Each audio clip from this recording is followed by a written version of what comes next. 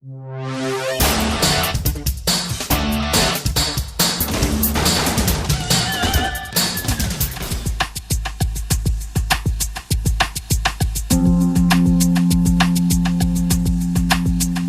edicions de la Fira del Llibre de València i presentem a Moniato. Bueno, no el presentem, se retrobem en Moniato, perquè Moniato és ja un vell amic d'esta Fira del Llibre de València.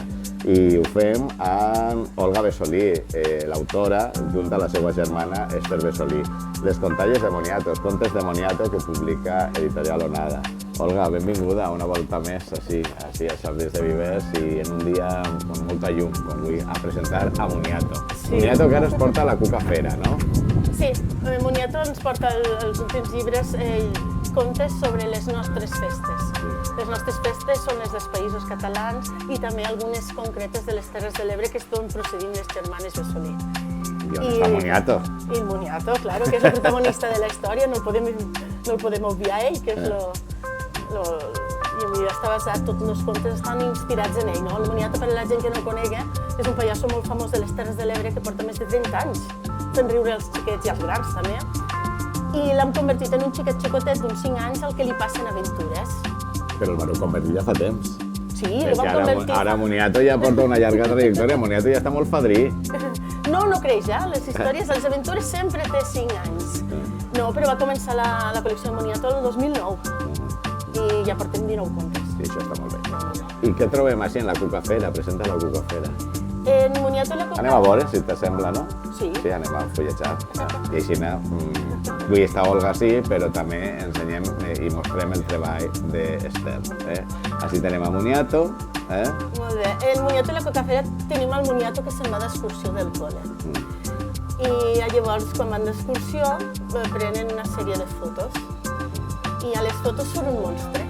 I no saben quin monstre és, perquè se van d'excursió al delta. I bueno, llavors quan parla Moniato amb el seu iaio li diu que és la Cucafera. I li explica la llegenda de la Cucafera. Que la Cucafera és un animal que el van trobar, es posa que el van trobar al delta a la cofredia de pescadors i després la va portar a Tortosa. I així la tenim, la Cuca. I llavors hem recuperat el que és la llegenda tradicional de la Cucafera. I també parla de la surt el seguici de Tortosa. I de les festes de la cinta, i clar, evidentment. I parlem del delta també, de la playa de la Marquesa i de tot el que és la punta del Fangar, tot el que és la zona del delta on se suposa que van trobar aquesta Cucafera. A més, també, este conte de Moniato, esta contalla de Moniato de la Cucafera, com altres, són bilingües. Sí. Estan en català i en anglès. Sí, els primers contes de la col·lecció van començar només en català. Però quan va arribar el número 15 i vam decidir fer sobre les nostres festes, a més, l'editorial Onada ens va proposar de fer-los bilingües perquè, clar, al col·legi ja comencen molt pront en l'anglès. I el primer número que vam fer en bilingüe va ser el Sant Jordi de Moniato. El Sant Jordi de Moniato, el podíem ensenyar també i contar un poc el conte del Sant Jordi, perquè el Sant Jordi va ser la setmana passada. Sí, bueno, el Sant Jordi del Moniato tenim el Moniato que fa el seu Sant Jordi especial. Per a fer l'obra a classe resulta que necessita coses i ell li agafa, per exemple, a la mare la tapa del vàter i la utilitza com a, diguem, corassa. I li va agafar el motxo i l'utilitza com a cavall.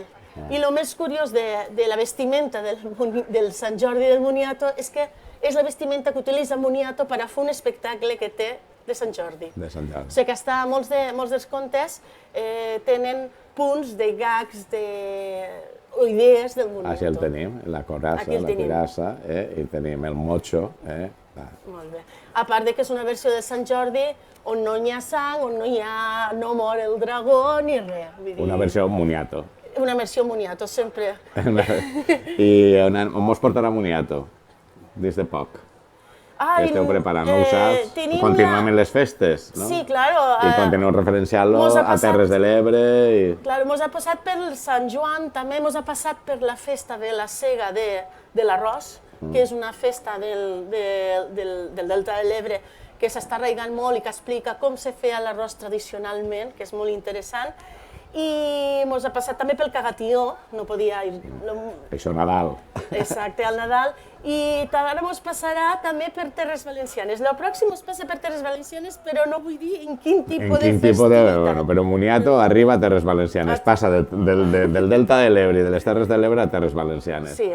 Olga Besolí, un plaer parlar amb tu, com sempre, presentar Moniato i este últim, Moniato i la Cucafera, però ja són 19 aventures de Moniato, i felicitacions també a Esther Besolí per el seu treball en la il·lustració que fa i a Editorial Onada per aquesta magnífica iniciativa que arribarà a Terres Valencianes. Moniato conquerís les Terres Valencianes. Sí. Un plaer i, com sempre, a l'any que ve, així, als Sergis de Viver. A tornar, i portarem lo de les Terres Valencianes. Moltes gràcies.